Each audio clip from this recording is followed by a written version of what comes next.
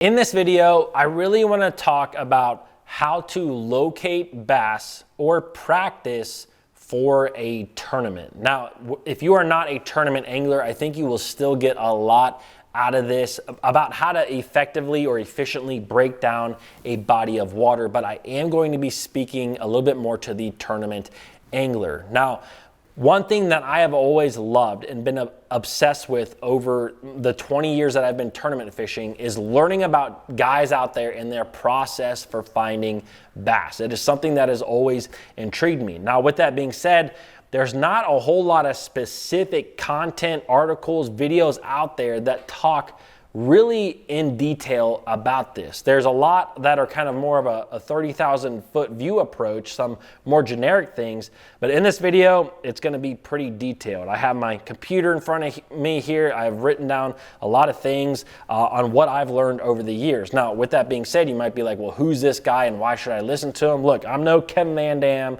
I'm no Jacob Wheeler, I'm no Brian Thrift. I've been fortunate enough, I fished the Bassmaster Opens for 6 years. I actually was the first guy out of qualifying for the elites in 2 of those years. I finished in the top 25 in points in 4 of those years.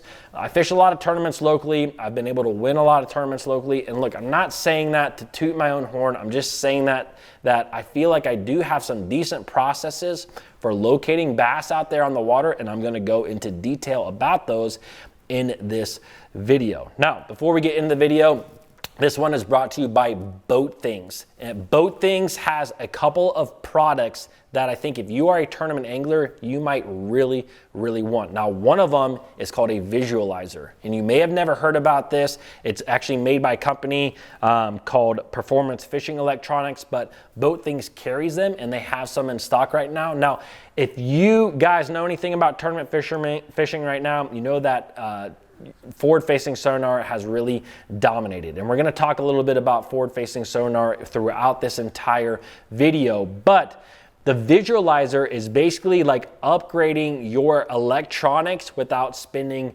thousands and thousands of dollars in order to do so. A visualizer works on an LVS 32, an LVS 34, active target 1, and active target 2. And basically what it is it's a little unit, and I'm going to read right here what it does. This visualizer actually juices up the voltage that is going into your black box, and it helps to provide better target separation, cleaner images, and a crisper sea floor. It also has built-in noise filters to clean up interference. You can run your gain you can run your gain a little bit hotter while also having a very clear image. That is the #1 thing that we all want. So I'm gonna leave a link down below for the visualizer. So if you guys wanna see a little bit more information about it, you can check them out at Boat Things. Also, Boat Things carries the Dominator mount for your forward-facing sonars. This is also something that's very, very popular that you might want. If you actually get both of those things and use the coupon code BassFishingHQ, you can get 15 bucks off. Anyways, that's down below in the description. Let's get into the practice, how to practice for a tournament. And you're gonna see me peering down at my computer screen from time to time because I actually wrote out a lot of stuff because there is just so much in my brain that I kind of had to organize it a little bit. So what I have here is I've broken it down into before you get to the water practice stuff, on the water practice stuff, and like big takeaways. These are little, what I would call nuggets, little juice nuggets that I feel like are very important. I'm going to talk about them towards the end, that these are things that have saved me in tournaments, or things where I'm like, man, that was a great learning thing. So we got kind of 3 different stages here. So let's talk first about before we get to the water. This is something that is very easily skipped and very important I think is very important when it comes to tournament fishing, and that is before you get to the water. What are things that you can do before you get to the water that will help you on the water? One of the biggest reasons I think this is important is that I think that there is a time trade-off. If you have a limited time to practice for an event, you don't want to spend it sitting down on your butt on your graphs and trying to figure out where to go next. You should have all this almost planned out. And so I think that it's really, really important. I think that for every about 10 or 15 minutes you spend off the water preparing for an event, it saves you an hour of practice time. I think that's the trade-off. I think that sometimes it can be more than that, sometimes maybe a little bit less than that. But anyways, let's go ahead and get into it. Now, the biggest things that I'm gonna do when it comes to fishing a tournament is look, let's break down a tournament in its simplest form. You're going to a body of water, you're trying to catch the 5 biggest bass. That's what you need to know. Now, we're gonna talk a little bit about single day tournaments and multi-day tournaments in this particular video. They're a little bit different, but the concept is still the same. Like, if you can go out there, catch the 5 biggest bass each day, you're gonna win multiple day tournaments as well as a single day tournament.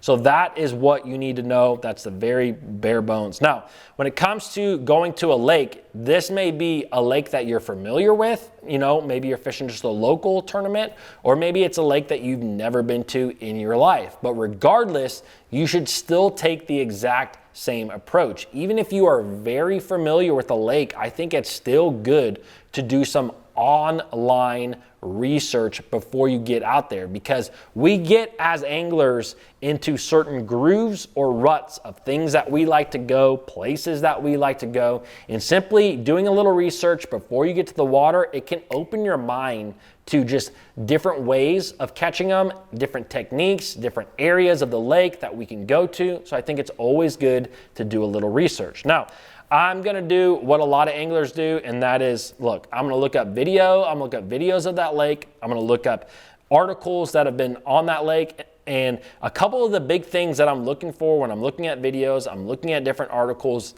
One, I wanna know the weights. You need to know what kind of weight that you need in order to win a tournament. You know, maybe it's 16 pounds. Maybe you need to catch 16 pounds to win a tournament, and that means that you need to find 3 pound plus quality fish. Maybe you need to catch 20 pounds. You need to find 4 pound plus quality fish. Maybe it's 30 pounds, whatever it may be. Always look at the weights of prior tournaments, specifically in the dates that you are fishing the tournament. Weights are going to vary depending on the time of the year. Towards the spring, fish are fat, they're ready to spawn, and those fish typically weigh a lot more. So a 5 pound fish in the spring might weigh 4 pounds in the summer. That's going to affect the weight of tournaments. So look at the specific dates that your tournament is being held and try to find tournament results from around that certain date. And so that's very, very important, because you want to know what size of fish you need to locate, you need to find. So always look up weights. Another thing that I'm going to look up, another thing that I pay attention to are what I call just buzzwords. What are things, as I'm reading different articles on how tournaments were won, as I am maybe watching videos out there, what are certain things that I see or hear a lot? Because, and this really comes down to 2 things, and that is lure or location. Because some lakes, there's just lures that just work better on those lakes. Like, and they don't work in other parts of the country. You know, like you might go up north where there's a lot of smallmouth, and you might see that some tournaments every now and then, a lure that you see that pops up is a spy bait. And you may have been living in the South your whole life and never fished a spy bait, but guess what? A spy bait can work really well in the North. And so, hey, you hear that all the time, you see that all the time, it's a buzzword. Write it down somewhere, take a note of it, because you might want to rig up a spy bait before you go up there. Now, another thing is obviously, and this is a big one, is location. I do not want to make bass fishing more complicated than it has to be. And one of the biggest things that we do as anglers is we always want to find that secret honey hole spot. Every tournament angler out there wants to be that guy who finds that spot that no one else finds, and they catch those fish, and it's easy, right? We all want to do that. I still want to do that, but more times than not, you just want to put yourself in the right location. And when you look up a lot of tournament results, you will see certain locations popping up. You know, I fished a tournament years ago on Lake Chickamauga, and I was able to do really well in a tournament down there, and a buzzword of a location that I kept seeing was Harrison Bay. Harrison Bay. They caught them around Harrison Bay. They were around Harrison Bay, a couple miles around Harrison. Harrison Bay just kept coming up. So guess what? I marked down Harrison Bay, and guess what? I finished 4th in a Bassmaster Open fishing in Harrison Bay. And that was one of the biggest reasons, is because I wanted to stay in an area that I knew was productive. I fished tournaments on the James River in Virginia. And when you hear that, a lot of times it's the Chickahominy River. The Chickahominy River has a lot of Florida string bass in it, a lot of giant bags coming out of the Chickahominy River. Yes, can tournaments be won elsewhere in the James River? 100%, but a lot of tournaments are dominated in the Chickahominy River. So always be looking for buzzwords, lure buzzwords, location buzzwords. Those are very, very important things to understand, and it's things that I like to write down. So we want to write down weights, lures, locations. That's the biggest things that you can do. Now, one thing when I say locations that I do not want you to get from this is specific locations. Like I said Harrison Bay. Harrison Bay is miles and miles wide. It's miles and miles tall. I'm not talking about, I don't want you to watch a YouTube video of a guy crushing fish and trying to triangulate exactly where that guy was fishing. I dislike people that do that. I'm going to say that. I'm going to be 100% honest. I dislike people that try to find specific locations. One of the biggest reasons, I made a tournament video years ago, and the next week I try to get on some of those same spots. They were all taken up by guys who watched my tournament video and were out there in those exact same spots. I dislike the people that do that, but just try to find general areas. That is very, very important. Now, one more thing when it comes to research, there are guys out there that will call guides locally and bait shops locally, and look, I guess it's all legal. It's just not something that I specifically like to do. I don't see it as necessarily cheating, but I want to find my own fish when I go out there fishing, because no one can fish as well as I can when I find my own fish. And so that's why I really like to do it. Some guys are a little bit different. Some guys like to buy waypoints or whatever. I am not one of those guys. I will never be one of those guys. But hey, whatever floats your boat, I guess.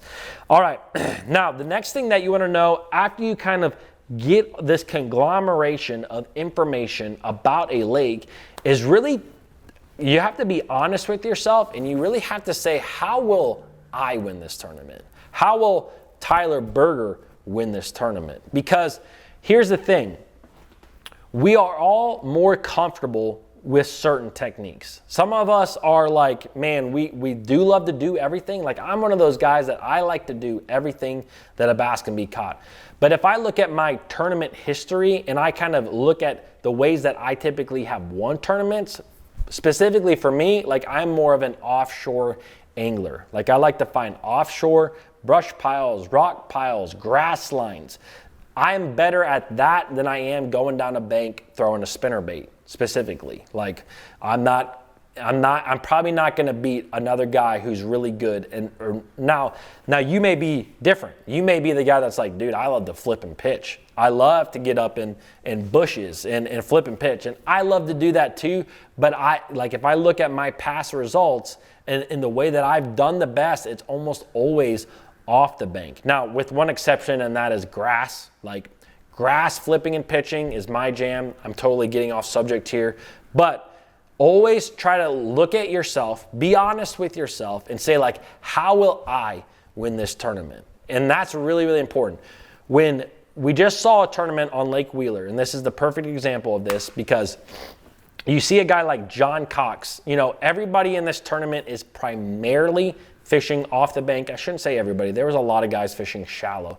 But the perfect explanation is John Cox. He's a tournament angler. He loves to fish shallow. He loves fishing shallow. He loves frogging. He loves flipping. He loves fishing a wacky rig. And he's dominated tournaments doing those things. When he goes to Wheeler Lake in June and everybody's like, those fish should be offshore, he doesn't even care, right? He's like, can it be won up shallow? Can John Cox win it up shallow? And then he spends his whole time trying to find that bite. And guess what? He almost won a tournament. And he did win a tournament years ago doing this exact same thing on the exact same lake, where he won $500,000 in a tournament because he went against the grain. But he did what he liked to do, what he was comfortable with. So anytime, this is, again, we're not even to the water yet.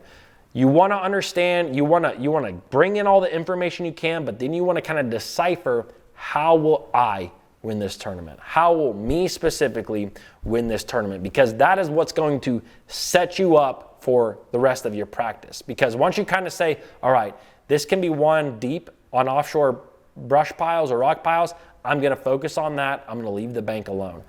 We're going to talk a little bit about not splitting up your time and not spreading yourself too thin when we get to the on the water stuff, because man, that is a huge component into actually winning tournament, is not spreading yourself too thin. So how are you going to win a tournament? Now we can kind of continue on. So the next thing that I'm going to do, I have the information. I know how Tyler Berger is going to win the tournament. The next thing that I'm going to do is I'm going to start looking at maps of a lake and satellite images of a lake. Those are the next step in my off the water things that I do. Now me, like I said, I'm an offshore fisherman. So I like to find what I think are going to be good offshore places where bass could be. Now this is going to vary a lot depending on what time of the year it could be. You know, if I am around the springtime, I might be looking a lot more into the creek arms where these bass are pushing up to spawn, and they may be staging before they go up on the bank, or maybe they've spawned and they're immediately off the bank. Maybe it's the middle of summertime, I'm looking more main lake. But either way, I am looking at a map, I'm looking at my Humminbird map, and I'm literally marking down, man, this looks like a really good area, because the creek channel swings right along this massive point, and it's right next to a big spawning area. So I like to look at those things. Now, maybe you're a shallow water fisherman and you like to fish shallow. One of the best things that you can do is simply look at Google Earth. And even if you're not a shallow water fisherman, I do Google Earth a lot and satellite images a lot, because you will find where there are certain years where the lake was drawn down a lot, and you can see where the lake's 15, 20 foot low, and you can see a lot of offshore stuff that's out of the water. And sure, it can look good on a map, but if you visually can see it, it's even better. And you can use that, you can even mark stumps and brush piles that way as well. So always look at your mapping, always look at your satellite images to try to find areas that you think you could do really, really well. Now, one big thing that I want to talk about with Google Earth specifically is if you get the version that you can download onto your computer, you can actually make waypoints that you can then transfer those waypoints into your units with an SD card. So I'm not going to go through that whole process in this video. You can look it up on YouTube, and there's a lot of different ways that you can do it. It's the same, but it's different with Lowrance, Garmin, and Humminbird, but it is something that you can do, and it's something that is vitally important. A number of years ago, I was fishing down on Lake Hartwell in the Carolinas, and I found a specific brush pile from a satellite image that I actually ended up doing really well with in the tournament. So, and I marked that brush pile with Google Earth, translated it to my electronics, and then went to the lake and was able to catch fish there. So that shows you how important it can be to do some off the water research. Try to find areas. Now, one thing that I do like to look at when it comes to looking at areas on a map is, and this is really important, I like to look for areas that provide a lot of cover and structure elements. That's what I'm going to say. So if I look at a map, like the perfect spot to me on a map would be, you know, a major creek arm that has a lot of offshore structure and cover points, humps, big large flats that dumps really close into a creek channel, the main creek channel. And in that creek arm, you also have riprap banks, you have docks, you can see grass lines, you can see brush piles and laydowns, you can see a little bit. I like to have a lot of options. And sometimes looking at a satellite map, you can just specifically see areas that have a lot of options. Same thing with the topographical maps. You will see areas that have a lot of options. They have points, they have ledges, they have big flats, they have creek channels. Find those areas that have a lot of options, because when you get out there on the water, you can be a lot more efficient with your time. You can hit a lot of different options because they're so close to you. You can hit a lot of different things closely, and then it can help you to develop a pattern or see, hey, the fish are relating to more points, the ends of points, or hey, the fish are relating to that last dock on the end of a cove. Whatever it may be, you can get on things a lot quicker if you really spend the time to look at areas that have a lot of options with your satellite and with your mapping. Very, very important. Now, the next thing I want to talk about, and this is the last step, I think, before getting onto the water, which is rigging for practice. Practice rigging, which basically means rigging up your rods. You know, now again, we talked earlier about like buzzwords and lures. So I'm always going to rig up some lures that I know, like if I'm going to a grass lake, I'm going to rig up a chatterbait. I'm going to rig up a lipless crankbait. I'm also going to throw on a lot of lures that I'm just uberly confident with, like lures that are me. You know, no matter where I go in the country, I have a lot of, like a spook tied up because I have a lot of confidence in the spook. I have a big worm tied up because I have a lot of confidence in a big worm. I have a tube on a Texas rig tied up because I know that that catches smallmouth, spots, and largemouth in all depths of water, in all clarities of water. It's a very big confident bait for me. So I'm going to tie up the baits that I have a lot of confidence with, as well as some of the ones that I know might work in that area, depending on the research that I did. Now, something that's very, very important to note, if you are fishing a tournament and it is a very difficult time of the year to fish, it's a very tough fishery, you're going to want to make sure that when you're rigging up your rods that you might want to bend over your hooks on some of your lures and some of your topwater baits. And because look, the fact is that if you catch a 5-pounder in practice, although it can clue you into something, it's better to catch that fish in the tournament. You never want to win practice. You want to win the tournament. So don't go out there and absolutely blister the fish in practice before you get to the tournament, because you're not going to catch them. And so I believe that you should always check for size. So I like to catch a few fish, and we'll get into more of this on the water stuff in just a minute. I always like to check for size, but I will, you know, a lot of times if I catch one good one or a tournament caliber fish, I am going to bend over my hooks or I'm going to shake fish off. And that's really, really important. I have had several times in my life where I've shaken off fish in specific areas, gone back to that specific area and caught that, what I think is the exact same fish, and been able to cash checks from it or do really, really well. So anyways, just remember that when you're rigging up your stuff for your practice period, you might want to bend over your hooks. You might want to make sure stuff is buried where you're not going to always get a hook in that fish. All right, let's talk about on the water. Now, on the water is, it just depends on what kind of tournament it is. For on the water stuff, you may only have 4 hours to do stuff. You may have a full day.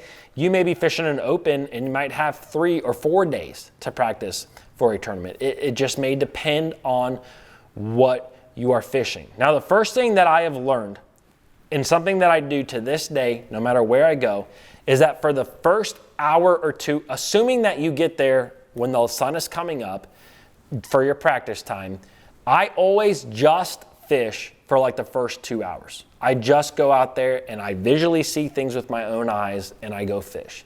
And the reason that I do that is because no matter where I've been in the country, spring, summer, winter, or fall, there is always a morning bite.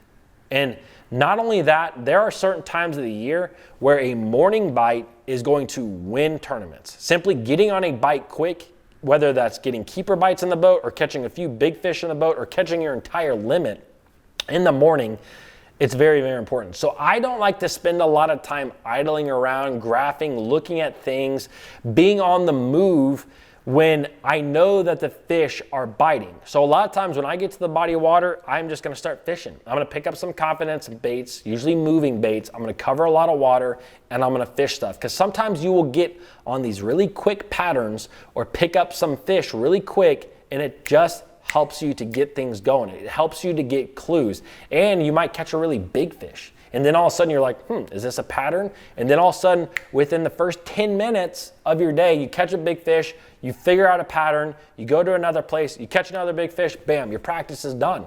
You know what you're gonna do now. And it can happen that quick. That is why I always try for the first hour or two, I just fish. I just don't worry about electronics, graphs, anything. I just go out there and I go fishing. I actually love it too because it just gets my juices flowing. Now, about 2 hours into the day, so say you got there at 6:30, you're fishing by 7, about 9, 10 o'clock in the day, this is when I really start to more or less break down the body of water. And let's assume that I didn't get any bites while I was out there fishing in the morning. This is the first thing that I like to do when I get to a lot of bodies of water is what I call run through. And basically, you're gonna burn a lot of gas. But I think that this is uber important. I think that it is really, really important to just go and run the lake. Now, this can be difficult on some lakes that are massive. Like you get to the Toledo Bends of the world that are hundreds of thousands of acres. You're not gonna be able to run that whole thing in a day. But there are a lot of lakes out there that we fish and a lot of local tournaments or even regional tournaments that, man, you can spend a couple of hours and you can run a lot of that lake. And what I mean by run through and run the lake is that I'm gonna get on my motor and I'm gonna run into a lot of these different areas. And there's 3 things that I'm really looking for. And let me see where I am. The 3 things I'm looking for are water clarity, water temperature, and life. Water clarity, water temperature, and life. Because I like to know, like for example, you may just go to a lake and hey, you were anticipating fishing offshore. You know, say this is a me example. I go to a lake, I'm anticipating fishing off the bank, I am doing my run through, and I happen to notice that there's kind of a pocket of muddier, warmer water in one section of this lake. Now, I may not immediately think to go there, but if I'm struggling to catch fish offshore, that might be a place that I just run up to real quick that I have in the back of my mind that I'm like, you know what, I'm gonna cast a spinnerbait around, I'm gonna flip a jig. If I get bit, bam, maybe it turns into something. If not, then I know about that lake, that area that looked good. So I always do a run through looking for water clarity, water temperature. That's really important in the springtime, water temp, because sometimes you will find areas of the lake that are just warmer than the others. And those typically are where you have a lot of fish. You can also see where water temperatures are cooler and the bass might be in a fully different stage than where the water temperature is warmer. So I just like to do a run through. I like to see a lot of the lake, kind of see how the lake lays, you know, and one thing that I love to see is life. And there's a few ways that you're gonna see life. Sometimes a lot of times it's your units. You know, I've been to lakes before where I'm running around and I notice that all the bait is in very specific areas. Like I've seen it before where I'm running down a lake and I see a bait ball here and there, but then I peel off into a creek arm and that first 1/3 section of the creek arm is nothing but bait, and then I get past it and again, there's not many bait balls, maybe a few here and there. And then I go out and I go into another creek arm. That first 1/3 of the creek arm, again, bait fish everywhere. I get past it, no bait fish. And then it starts to automatically be like, I wonder why all the bait is in those specific areas. And then when I start fishing, guess what? I've realized, all the fish are in those exact same areas. So sometimes doing these run-throughs, you pick up on those things a lot quicker by running your boat for 2, 3, 4 hours than you would have fishing for that amount of time. So it's very, very important. It really helps you to just have context, I think, of the lake. That's probably the best word to explain it. It gives you context of a lake. Where there are bait fish, where there's not. Something else that I like to see sometimes is birds. Sometimes you will run a whole lake, you won't see a whole lot, you get into a little area and all of a sudden there's birds everywhere. There's seagulls, there's pelicans, there's egrets, whatever it may be. And you're like, there's also a lot of bait here. Bam, bass are busting all over the place. Here's a lot of life. right? You may have just found an area, a winning area, simply by running the boat around. And you may have never found that by kind of mingling around and taking your time. So I always, when I can, like to do a run through. If you're going up to Lake Erie, you're not going to be able to do a run through. You know, like, it's a massive lake. But there's a lot of lakes where you can do a run through. It can really help you to get context of a lake. Very, very important. So once you kind of go all over the place, you're paying attention to those things, this is, like I said, this is when you can start to build a pattern and start to see areas. Now, one thing, you may just notice the water clarity stuff, the water temperature stuff, and the bait fish stuff. That may be enough to start building a pattern. But again, sometimes I just like to see the whole lake. Sometimes what you see when you're running the lake, and sorry, I'm going back to this again. Sometimes you'll just see different cover that you didn't know was in the lake. For example, I remember running a lake this one time, and the upper end of the lake had a lot of reeds in it, and the lower end of the lake did not have a lot of reeds in it. And I didn't realize that before I got to the lake, that there were so many more reeds in the upper section of the lake than there was in the lower section of the lake. And so therefore, it kind of in my mind thought, man, if I get on a shallow bite on reeds on the low end of the lake, maybe it's going to be best for me to go to the top end of the lake, because that's where the majority of the reeds are. So run throughs, it's a really, really good idea.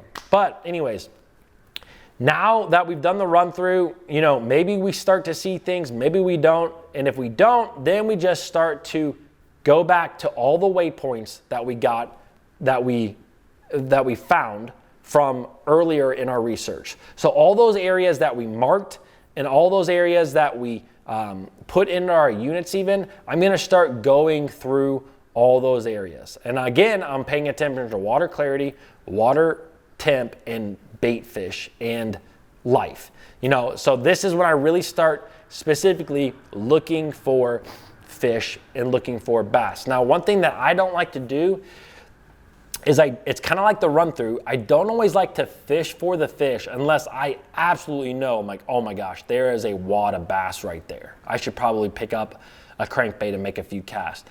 But a lot of times I don't always do that. I would rather go idle around and hit 3 or 4 different areas offshore, 8 or 9 or 10 different areas offshore, and kind of see how they compare before I start fishing them. Because what I have seen happen in the past is that I'll fish 2 areas, like I'll go over an area, I see maybe a little bit of bait, maybe I see a good foundation or something, and I'm like, man, there should be a bass here, and I fish it, I don't catch anything. I go to the next spot, I see a little bit of bait fish, a good rock pile or a stump, and I'm like, maybe I should fish it. I fish it, I don't catch anything. I go to the 3rd area, the same thing happens, and by the 4th area, I'm feeling dejected. I'm already like, dude, there's no fish in this lake. There's no fish offshore, which is just not, it's not true. It's just that I haven't hit a lot of areas. So what I like to do is I'm gonna go over all those areas that I marked, say maybe it's 10, 15, 20 areas, I'm gonna idle over them, and then I'm going to see how they compare. Is there one that has way more bait fish and what looks like bass on the bottom better than all the other areas? Hey, then I'm gonna start fishing there first. Because if I fish there and I catch some, it's gonna give me a lot more confidence. And confidence is the name of the game when it comes to all this.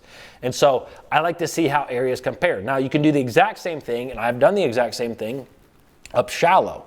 And the exact same thing up shallow is what you do is you basically just idle through these areas. You know, you go into an area and you're like, okay, the water temperature in here, it's actually warmer than it was in that other creek arm, but it's a lot muddier. And then you get into another creek arm, this water temperature is the same as the other one, it's warm, but the water's a little bit clearer.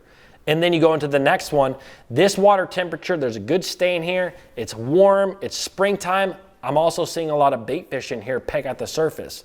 So you go into all your areas that you have marked and you're able to compare them from what you're visually and seeing very quickly. Without fishing, without touching a rod, you're able to start noticing and seeing things very intuitively and very quickly out there on the water. So you spent 2 hours in your morning kind of running the lake. You spent 2 hours in your morning fishing. You spent 2 hours of your day running the lake. Now you spent the next 2 hours going through all of your different spots that you specifically marked before you got to the lake. And 6 hours into the lake, you might really already have found, without even touching your rod, some of the best places in the lake that have a lot of life. They have a lot of the characteristics that you need to support a good bass population. Then you start fishing. You get to what we've all wanted to do the entire time, which is start fishing. Now, when it comes to fishing, I like to fish something fast, something slow, something finesse, and something big, like glide bait. When I finally get to an area and I'm like, all right, it's time to fish, first thing I'm gonna do is fish something fast. I'm gonna pick something fast that is specific to that area that I'm fishing. So if I'm fishing, offshore hydrilla, it might be a chatterbait or it might be a jerkbait. If I'm fishing an offshore shell bed, it might be a crankbait or it might be a swim bait. So I'm gonna fish through that area with something fast, 10, 15 casts, and then I'm gonna pick up something slow, a football jig, a big worm. Fish those things to see if maybe the fish just aren't on something fast, they want something slow. I don't get bit, I move on to the next thing, something finesse, a Nico rig, a drop shot. A drop shot is definitely one of my favorites. A shaky head. I fish through that area with a shaky head. The last thing that you wanna throw, and I talk about this all the time, is something big, a glide bait. I keep a glide bait with me all the time now for this specific reason, because a glide bait will help you to know if there are fish in the area even when they are not biting. Because sometimes you will go through an area and you don't catch a fish on those first 3 lures, the fast lure, the slow lure, the finesse lure, but then you throw a glide bait and on your retrieve, you notice there's like a bunch of fish following your bait. You can visually see big fish following your bait. That's how you know a lot of times you have found a good area, but the timing is just off. Because think of it, if you did this, it might be 1 o'clock in the afternoon. Maybe the light conditions aren't right for the bass to bite. Maybe it needs to be closer to 3 or 4 in the day, or maybe it needs to be really early in the morning. But regardless, you may have found something with that big bait that shows you there are fish in this area. So boom, make a waypoint. This is an area I might want to check in tournament or in my next practice period day at a different time. So then that's what I do. And you continue this process until you locate the bass. After that, you just continue the process. And then once you start getting bites, it's all about copying, right? It's all about copying and pasting. If I start to get bites, I'm trying to duplicate.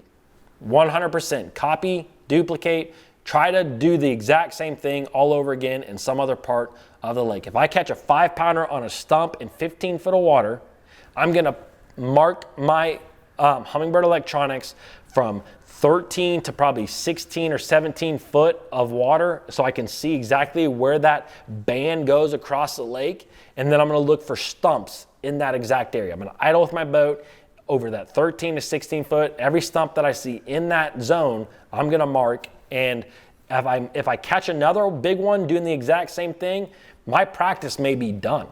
If I catch another big one, I might just go and all I'm doing the rest of my practice period is marking more stumps in those areas, because it takes 5 minutes to fish a stump.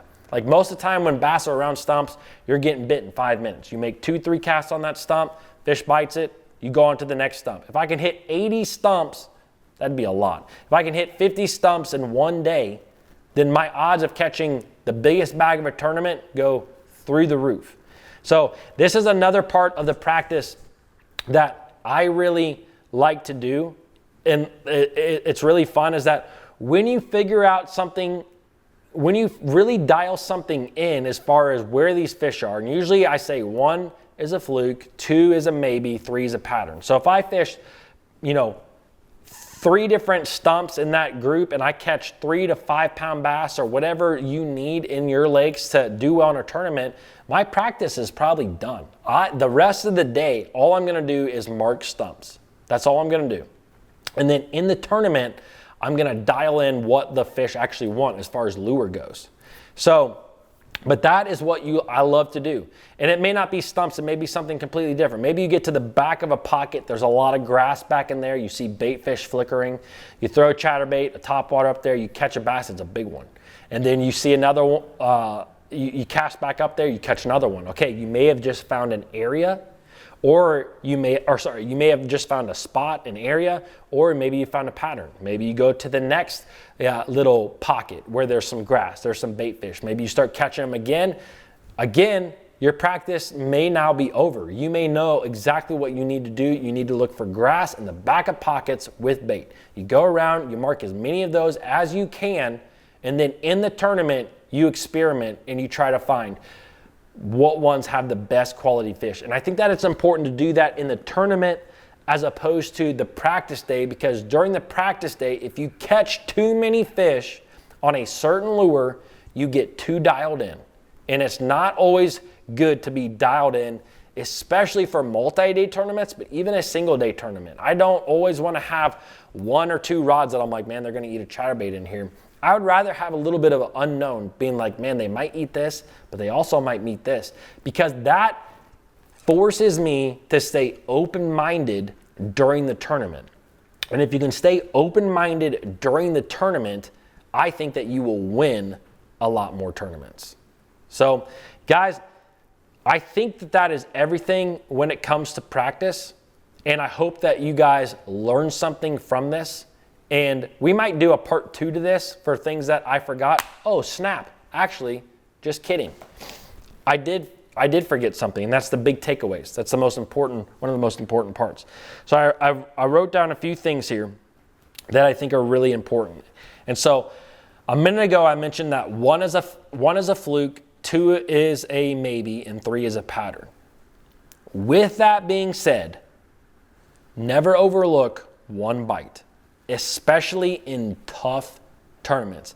If I go into an area and things just feel right and I catch 1 fish out of that area, mark it down. Mark it down, especially if if you're fishing in August, September of the year. You're not going to go out there and catch a ton of fish, right? So mark down every place that you get a bite. There's been so many times in tournaments where you are on the leading edge of fish moving into an area, or fish, or on the leading edge of fish actually biting, right? Like maybe I caught 1 in this area, but overnight there's more fish that move in, and everyone else may be gone in that same area. They caught only 1 fish and they're like, forget it, there's no fish in there. But you go in there the next day, they are loaded in there. In tough conditions, 1 bite can really clue you in. And so I don't think you want to spend a lot of time in tournament day in that area, enough to make a lot of casts and cover it effectively, but 1 bite can really clue you in. A couple years ago, I was fishing Douglas Lake in September. It's a southern impoundment, and I went into this area. There was life in this area. I was fishing a little creek channel bend. I caught 1 non-keeper, and I had 1 other bite that I swung and missed on. But I'm like, man, this area has all the right ingredients. It really, really, really, really does. It has everything. It has shade, it has bluegill, it has shad, it has depth, it has everything that I need. And so I was surprised that I'd only got those 2 bites. But I went into that area in the tournament, and that next day I caught 3 really quality keepers in that exact same spot. And so that is the difference with 1 bite sometimes. I was fishing with a co-angler on Lake Oneida in a practice period. He caught and lost a 3-pound fish behind me. This particular tournament was actually pretty tough as far as Lake Oneida standards go. I marked it. I came back there during the tournament, and the only reason that I even went there was because it was close to another area that I had, but Lake was fishing tough, and I'm like, you know what, I'm just gonna try to hit as many areas as I could. I pulled back into that area in the tournament. I caught 16 pounds of smallmouth on Oneida, which is a good bag there, in 10 minutes. And then I ended up getting I got 18th place on a Bassmaster Open in that 1 area. And guess what? I didn't even catch a fish there in practice. My co-angler hooked and lost 1. So never overlook 1 bite. All right, let's move on to the next really big takeaway. Also, never overlook a big bite. If you get a big bite out there, like you catch a really big fish, there can There's can be something to that. Just really pay attention when you catch one big fish, whether it's what you caught it on or where you caught it, because one big fish, I've seen so many times where one big fish can just change your whole tournament. And the perfect example of this was Kevin Van Dam in the Bassmaster Classic on Lake Catawatchee down in Louisiana. He went into an area and he caught like one bass in this area where he thought bass should be moving to, but it was like an 8-pounder. It was like an 8 or 9-pounder. It was a big bass. And he ended up winning the Bassmaster Classic there. The fish flooded into that area. Again, that goes back to what I just talked about. Sometimes you are on the front edge of fish getting to your areas, and if you only catch one there, it can mean something. So just keep that little nugget in your mind. Okay, the next thing, don't overlook the obvious, but don't underestimate the pressure. Okay, that's what I put. Don't overlook the obvious, but don't underestimate the pressure. And what I mean by that is that when I'm looking at a lake map, sometimes you will see areas that are like, oh my gosh, that should be a bass. It's a point, creek channel runs right up against it. There's some foundations on it, a stump. It just looks perfect. And what you end up finding out when you get to the lake is that it's a community hole, that a lot of anglers know about it.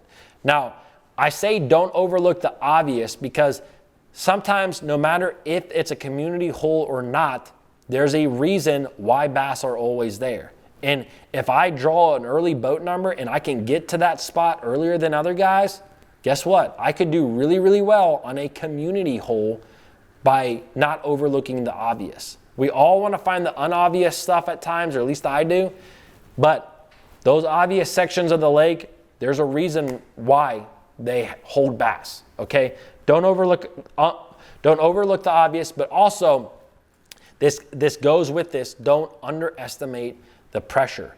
Because if you are fishing a tournament with 200 guys in it, you should understand that if all you have is community holes out there on the water, more than likely you are not going to be able to get on them like all the time. You might be able to get on one here and there, but you really have to take in consideration the amount of pressure that is going to be on that water.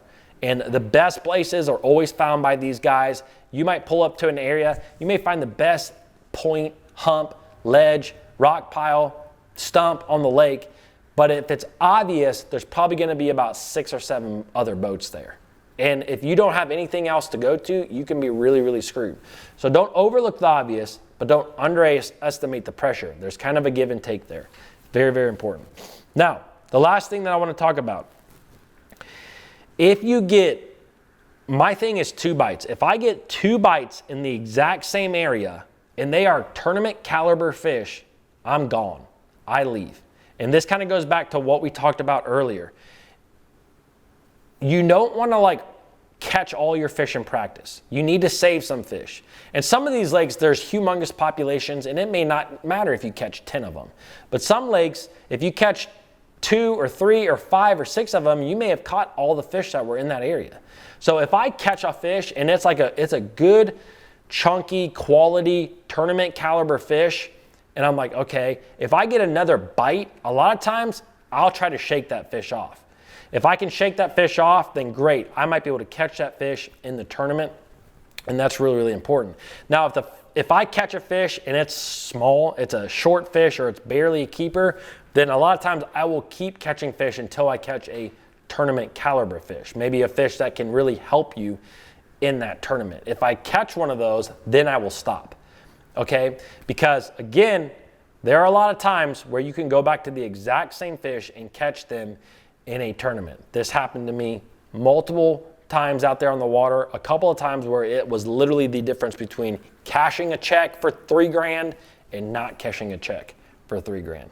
All right, my voice is wore out from this video, but I hope that you guys picked up a lot of things from this. I know it was a longer video, but I just kind of wanted to go a little bit more into detail about my process. Hopefully it helped you. Hope you enjoyed it, and I will see you tomorrow.